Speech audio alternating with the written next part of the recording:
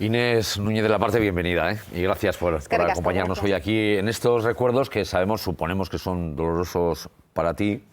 Qué paradójico que la ley de amnistía haya sido precisamente por lo que se estaba luchando en aquella semana y ha sido la que ha servido como cortina de humo para que crímenes como el que se cometió con tu padre quedaran impunes, ¿no? Efectivamente, esa ley ha servido para dejar en total impunidad todos los crímenes cometidos con anterioridad a la fecha de entrada en vigor de la ley. Lo hemos contado brevemente, pero básicamente el caso es que volvíais de misa, tú y tu padre. Sí, me sacó un domingo, día 15, después de, sí que había habido movimiento y revueltas en Bilbao, en Indautxu, nosotros vivíamos en Indautxu toda la semana, pero bueno, en algún momento había que salir con una niña pequeña a la calle y fuimos a comprar el periódico y a misa, a Cristo Rey. Y a la vuelta empiezan los disturbios, os metéis en un portal y entran, ¿no? Sí, la policía. nos encontramos con una manifestación que estaban dispersando los grises, violentamente. Y empezaron a golpear a mi padre brutalmente con porras. Y él lo que hizo fue protegerme con su cuerpo, intentar protegerme con su cuerpo y llevarme hasta el portal de la casa en General Eguía, donde vivíamos. Y dentro entraron, claro, al abrir la puerta entraron detrás y allí siguieron golpeándole, estando yo de pequeña. Y se atrevió a denunciarlo. Que había que atreverse a denunciarlo en el 77. Sí, la verdad es que a veces pienso que estaría con nosotros si no hubiera cometido semejante, a veces digo tontería, valentía. Es un acto de ciudadanía y de valentía. Sí, realmente era una persona que pensaba que aquello no podía estar pasando y que no podía quedar impune, ¿no? Y tuvo la valentía de ir a denunciarlo. Sí. ¿Y qué pasó cuando denunció? Pues cuando denunció, no sabemos si llegó a presentar o no la denuncia. Le estaban esperando, o dieron aviso desde el juzgado de Verástegui a los policías que le habían golpeado.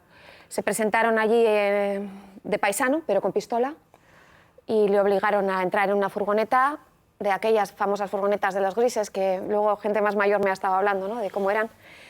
Le torturaron, le sometieron a humillaciones, le ataron las manos y le obligaron a beber con un embudo 1 litro de coñac y 1 litro de aceite de ricino. Después de eso le dejaron tirado en la calle, lo reventaron por dentro. Evidentemente nadie puede resistir semejante tortura.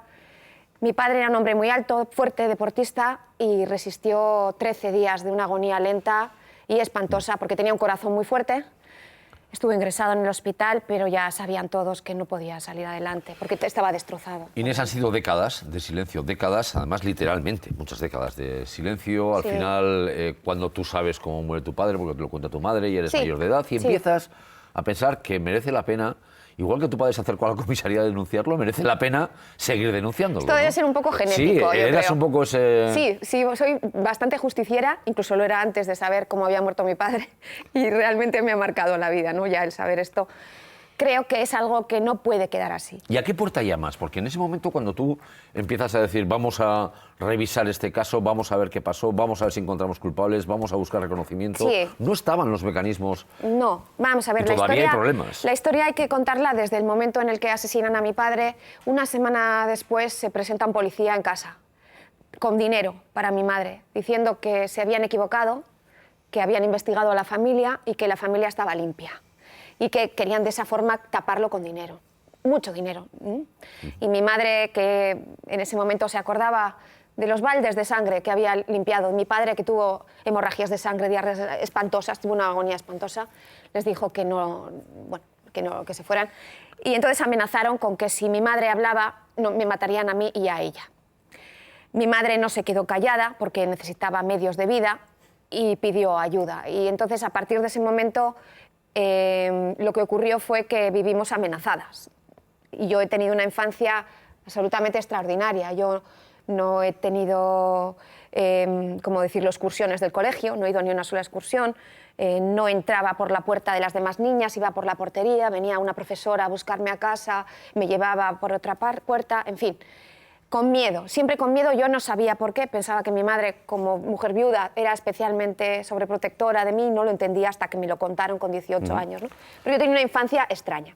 Una vez que yo decido estudiar Derecho, ya termino el Derecho, y entonces ya yo pienso, bueno, mi padre es una víctima como las demás, no solamente en aquel momento, porque es un tema tabú, el tema de las víctimas policiales. Se hablaba de las víctimas de ETA, que debo decir que tienen toda mi solidaridad, y que siempre he detestado la violencia de ETA, En ese momento me entero, además coincide que Zapatero saca una ley de víctimas de terrorismo y yo pienso que tenemos derecho a una reparación o a un reconocimiento y una reparación. Entonces me acerqué a solicitar un impreso, me pidieron el DNI y me pidieron explicaciones de por qué yo estaba solicitando ese impreso. Expliqué que mi padre había sido asesinado en el año 1977 por la Policía Nacional y el resultado de eso fueron amenazas de muerte. ¿Otra vez? Sí, en el año 2000. Estamos hablando ya del año 2000. Sí. Y otra vez vuelven. En el año 2000 me llamaron a casa llamándome cerda. Me llamaron cerda, te vamos a matar a ti y a tu madre, sabemos dónde vivís en la Casa Azul. En ese momento la casa donde vivíamos tenía unos azulejos azules por fuera en Bilbao. Y ahí quedó. Nunca había entendido... En el año 2000 ya, En el año 2000. Nunca había entendido por qué ese insulto tan raro. Además me lo dijo 2 veces. Y fijaros, este mes pasado, con motivo del aniversario de la matanza de Atocha, me trajo mi madre, mira Inés, lee esta revista Interview que viene en un especial de esto. Lo leí y resulta que la ultraderecha y la policía de aquella época a los hijos de los abogados de Atocha les llamaban cerdos y cerdas. Vale. Esa está la conexión. A partir de que no entras, evidentemente, en esa ley, ¿qué te pasa todo esto? Sí, bueno, eso lo rechazan. Yo, de todos modos, ¿Has seguido batallando?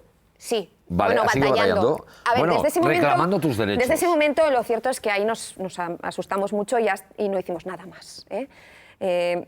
Hasta que en 2008 se presenta en nuestra casa Andrés Krakemberger y Sabino de Amnistía Internacional.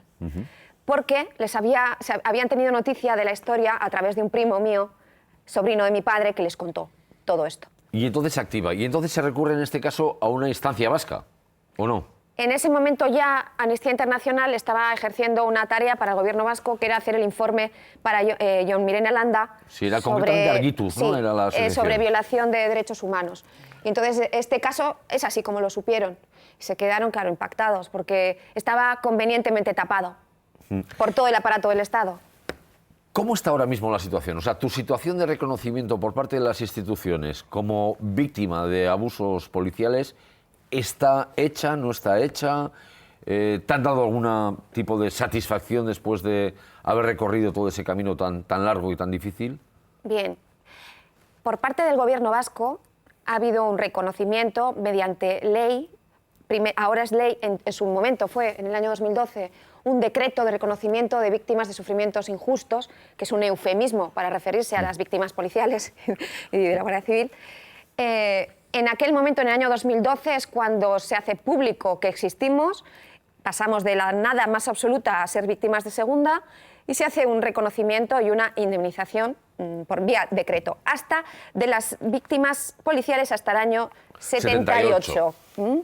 Entonces ahí entra mi padre. Se reconocen solamente 7 u 8 víctimas. Luego eso se ha ampliado a otras. Vale. Pero en ese primer decreto inicial se reconoce a 8, entre las que está mi padre. Digamos que eran las más evidentes porque el asesinato de mi padre salió publicado en el periódico. Con pelos y señales. Bien, pero es que ¿cuántos habrá? Muchos más. Es decir, a partir de... bueno, por supuesto, dentro de ese periodo histórico ha habido muchos más. Pero además, a partir del 78 ha habido más también. Y ahora ha habido una ley del Parlamento de reconocimiento que trata de reparar a estas víctimas. Inés, estábamos viendo ahí a tu padre, era guapísimo. Guapo, como lo decía también guapo, Begoña. alto. Como la niña. Gracias. Bueno, estábamos hablando de esta ley de víctimas de abusos policiales, que está exactamente tal día como hoy, 10 de mayo, recurrida. Hoy acababa el plazo de recurso del gobierno español. Todavía el gobierno vasco desconoce exactamente en qué términos está recurrida esa ley aprobada en el Parlamento vasco, pero ayer ya vimos un intercambio de opiniones entre el portavoz del gobierno vasco, Josu Erkoreka, y el delegado del gobierno español en Euskadi, que explicaba ese recurso. Hemos hablado durante las negociaciones que se han desarrollado a lo largo de los últimos meses y muy particularmente durante las últimas semanas. Será el Gobierno central el que finalmente decida exactamente cuáles son los términos en los que formulará su recurso. Se recurre con carácter general el conjunto de la ley, si bien se pide la suspensión solamente en aquellos ámbitos en los cuales podría tener un carácter efectivo que entendemos sería perjudicial para la garantía del sistema, que la Administración no puede decidir quién es culpable de un delito penal. Para eso están los jueces. Y esta ley lo quería burlar. Inés me acaba de decir, quiero hablar de esto, déjame un ratito. A ver, venga Inés, explícate. Sí. El gobierno vasco está supliendo la inacción en materia de derechos humanos del gobierno español. Es decir, si existen víctimas no reconocidas y no reparadas, el gobierno español es quien tiene una obligación no solo ética y moral, sino legal, conforme a textos internacionales de derechos humanos, y que son derecho interno español, de reparar y reconocer a todas las víctimas, por supuesto, de ETA y, por supuesto, de los fuerzas y cuerpos de seguridad del Estado. Ese es el punto de partida. Es decir, el gobierno vasco está haciendo algo que debiera hacer el gobierno español y que no hace. El gobierno español no solamente tiene esa inacción, sino que tiene la desfachatez de impedir que el gobierno vasco tímidamente reconozca a estas víctimas, porque ni siquiera es un reconocimiento pleno que las equipare en derechos a las víctimas del terrorismo, sino que es un reconocimiento que les da una serie de indemnizaciones que son exactamente la mitad que las que reciben las víctimas de ETA. Así como la ley navarra sí que equipara en derechos a la víctima policial desde el momento en que es reconocida, inmediatamente adquiere los derechos que tienen las víctimas del terrorismo, en la ley vasca no es así, simplemente tiene un derecho a unas cantidades y a unas, digamos, derechos que no son los de las víctimas del terrorismo. Isabel, ¿tú por qué crees que el gobierno español, los gobiernos españoles, todos, porque estamos hablando ahora del recurso del PP, pero tampoco el gobierno del Partido Socialista ha movido este asunto cuando ha estado en el gobierno? ¿Qué problema hay para reconocer que efectivamente estamentos del Estado cometieron esos delitos? Vale, aquí también me gustaría que me dejes extenderme un poquito. Vamos a ver. Yo siempre digo... Perdona, que te llamo Isabel. Inés, sí. Yo siempre digo que lo que le ocurrió a mi padre y a otras tantas víctimas no deslegitima en su conjunto a las fuerzas y cuerpos de seguridad del Estado de 2017, ni siquiera las de 1977. También digo que no puede justificar ni legitimar la violencia de ETA. Ese es el punto de partida. Bien, ¿qué ocurre en el gobierno español? En mi opinión, esto es una opinión mía particular. En el gobierno español no se quiere reconocer ni una sola pequeña mancha en la trayectoria de los fuerzas y cuerpos de seguridad del Estado, porque se cree que eso va a manchar a todos los fuerzas y cuerpos de seguridad en su conjunto. Hacen una defensa a ultranza y ciega y nunca han reconocido que haya habido un exceso policial ni una muerte por un policía. Eso es por un lado. Ellos quieren su trayectoria de ganadores, vencedores, sin ni una sola marca en el camino, ¿no? Ninguna mancha en el camino. Por otro lado, además, está que dentro del gobierno español todavía hay, no solamente en el gobierno español, sino en muchas empresas del IBEX, hay señores que en su momento participaron en estos hechos y tenían una responsabilidad alta en estos hechos. Es decir, claro, que todavía el sistema... Bueno, a mí me ha venido el nombre de Rodolfo Martín Villa, pero, por ejemplo. Pero el sistema tiene dentro personas que en su día fomentaron y toleraron estos asesinatos. A ver, ¿qué problema ¿Cómo tiene? va el propio sistema a reaccionar contra esto? Voy a abrir un poco la mesa. A ver, ¿cuál creéis que es el problema que tiene el gobierno español para aceptar que efectivamente estos casos están ahí? Tenemos aquí la hija de un caso. De un caso no, de una persona. Sí. Es un caso, pero es yo en la hija primer de una lugar, persona. Inés, el relato tuyo me parece sobrecogedor, me parece que como víctima, yo como intentando ponerme en tu lugar, perdona, sé que no puedo hacerlo, yo reclamaría los derechos como víctima, evidentemente. Pero yo hay una parte de la elaboración de la ley, que no sé qué opinas tú, que a mí me parece que se ha hecho una confección legislativa un poco rápida. Y entonces quizás hay, sin entrar al fondo de la cuestión, que estamos de acuerdo, Sí. pero tú sabes, además, como licenciada o graduada en Derecho, que todas las leyes tienen que tener una seguridad jurídica, que no tiene que haber una invasión competencial. A ver, os voy a pedir a todos brevedad, ¿eh? Precisamente por eso, incluso, que en este tipo de ley, incluso se podía haber añadido otro tipo de víctimas. ¿Tú no crees, además tú como ejercicio empático, y lo vas a hacer como nadie, no echas en falta que en este tipo de leyes se hubieran incorporado otra serie de víctimas de violencia callejera terrorista que se podían haber incorporado y realizar un consenso de una ley con más consenso, con otra calma, con otra confección legislativa? Yo soy partidaria de una ley integral que reconozca a todas las víctimas de violencia política en esta tierra, que desgraciadamente ha habido miles y de todo tipo. Es decir, no hacer subleyes una para cada colectivo. Yo creo que todas las víctimas hemos sufrido, todas tenemos iguales derechos. Lo único que nos distingue ha sido nuestro verdugo, que desgraciadamente no hemos elegido. Y yo confío en que al final, de verdad, yo soy optimista, con el tiempo llegaremos a una ley única y además unos actos de reconocimiento únicos el Día de la Memoria. Estoy segura que dentro de 10, 15 años se va a producir. Iñaki. Sí, el ministro del Interior, Jorge Fernández, cuando se aprobó el decreto en el que está reconocido el padre de Inés, dijo que era un decreto inaceptable. Eso lo dijo el ministro del Interior. Y yo creo que la razón es la que da Inés. Es decir, entienden que si se acepta que ha habido una violencia del Estado, eso da lugar a la teoría del conflicto. Y yo creo que tienen verdadero pánico a ese relato, pero es que los que hemos vivido aquí sabemos lo que pasaba aquí. Las imágenes que hemos visto de la del 77 han seguido.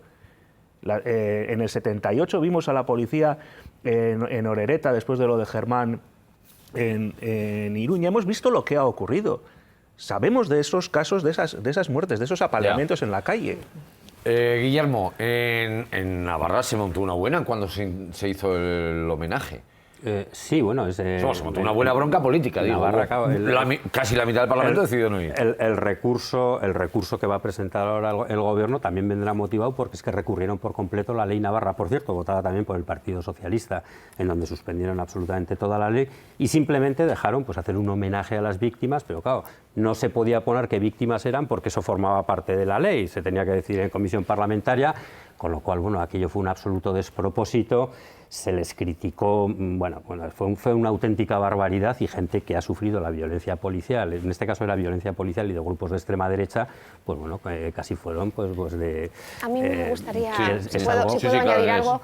Vamos a ver, hemos escuchado al delegado del Gobierno, subdelegado del Gobierno en Vizcaya, decir que no cumple la ley unos requisitos técnicos, que es, digamos, que está invadiendo competencias de los jueces porque esto debería dilucidarse en la jurisdicción penal, ¿verdad? Bien, en la jurisdicción penal hacen falta pruebas, hace falta que no haya prescrito el delito. El delito de mi padre ha prescrito penalmente. El delito de mi padre ha prescrito porque en ningún momento hemos podido tener el valor, porque estábamos amenazadas, de llevarlo a los juzgados. Igual que el caso de mi padre hay otros tantos.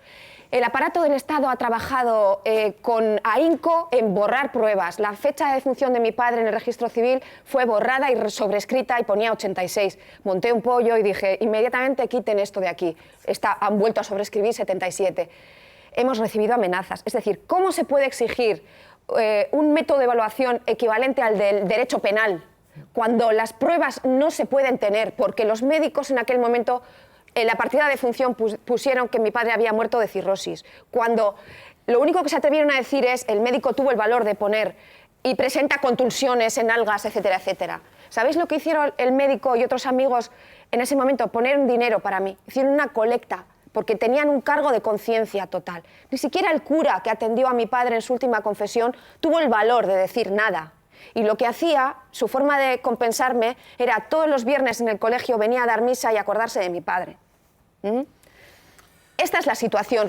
No pueden exigir fríamente y sin humanidad y sin fijarse, porque está claro que las víctimas policiales no les importan, no les importan.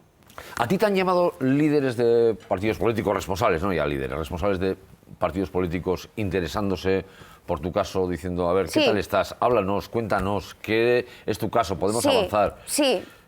¿De todos? Sí, y precisamente por hacer eso y por proponer crear una ponencia de paz ya no son líderes políticos. No sé si os vale el dato. Arantxa Quiroga.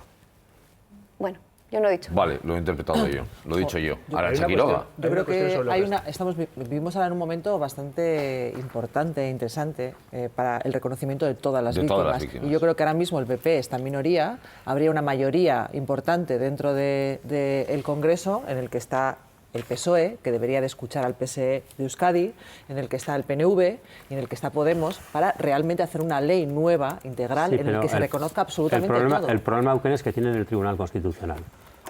Y ahí van. La ley Navarra ha ido al tribunal. Yo le estaba escuchando a Inés todo lo que estaba contando y la verdad es que es algo fascinante, pero te pongo un ejemplo, Inés, que no es un caso concreto de una persona, pero algo absolutamente notorio y brutal, como fue la intervención policial en los Sanfermines del 78, donde murió solo una persona, pero podían haber muerto 15. Es decir, destrozaron unas fiestas, entraron 200 señores de la Policía Armada en aquel momento disparando a los graderíos. Bueno, no se inició ni un solo proceso judicial. Aquello no pasó por los juzgados. Es absolutamente Pero no inaudito. solamente que no pase. Es el problema, absolutamente inaudito. colocándonos en pero- 2017, yo creo que es bueno también Es para algo- mirar hacia adelante, colocándonos en 2017, dices, bueno, en 1968 estaba la cosa todavía de aquella manera, estábamos en un proceso de transición muy Correcto. vigilado militarmente, en fin. Ahora, 2017, ¿por qué hay un recurso con la ley de víctimas de Pues abusos mira, policiales? mira, por Esa una es un cosa- poco la por pregunta, una ¿cómo se cosa- desatasca eso? Por una cosa que ha Por dicho intereses electorales. Ha dicho Javier de Andrés, y ha dicho, es que no se puede permitir que nadie que no sean los jueces inicien un proceso penal. Pero es que la ley no inicia ningún proceso penal. En un proceso penal se buscan los culpables. En esta ley se buscan las víctimas Sí, sin pero- tener en cuenta quiénes fueron los culpables, Iñaki. porque no hay ningún castigo previsto para los culpables de lo que Sí, ocurrió. pero esta ley tampoco puede servir para avivar un enfrentamiento. Pero para reparar a No, víctimas. por supuesto. Pero Por es que le supuesto, está tiene oyendo que al ser delegado para del hacer gobierno justicia, tratarlo como con si tratara un consenso. sello administrativo. No, Pero se tiene si que es hacer con para el dar máximo dinero consenso. a las víctimas. No, Iñaki, Máximo no. consenso. Vamos a ser también honestos. Lo que tiene que ser ¿Pero es... por qué me dices que yo no soy honesto? No he dicho todos. Yo incluida. Venga, va. Venga, va, Pero si lo único arranca, que se- arranca. No digo que no puede ser para utilizarla como arma política. Tiene que ser un ¿Pero ¿Quién la arma... utiliza como arma política? El que quiera utilizarla, no pero sé es que de quién. momento Pero si los nadie únicos sabe Lo que que no tiene puede las haber víctimas tentación de reconocidas. utilizar con Jo, arma Begoña, política. pero los únicos que lo utilizan No como me- arma política o que se ven enfrentados a ella es un partido político que ¿Tú es el sabes PP. cómo se fue las O sea, votaciones? lo que no es del normal Parlamento es que haya Vasco? víctimas No. de ¿Sabes cómo primera fue las categoría y votaciones? víctimas No de sabes, segunda ¿no? A mí sí lo categoría. sabes, sí me 1 y acuerdo. 41, 1 y 41. A ver, yo sabes. le quiero dar las gracias a Inés. Bueno, en el Gracias a recuerdo, vosotros, de en el verdad. recuerdo además de tu padre, Sí. de Francisco Javier El día 30 Núñez. se cumplen los 40 años de Se su cumplen 40 años. asesinato. Y Vamos a el- hacer una misa en Begoña. Quien quiera asistir está invitado. Y a través de Inés también al resto de víctimas que todavía, después de tantos años, están buscando todavía un reconocimiento.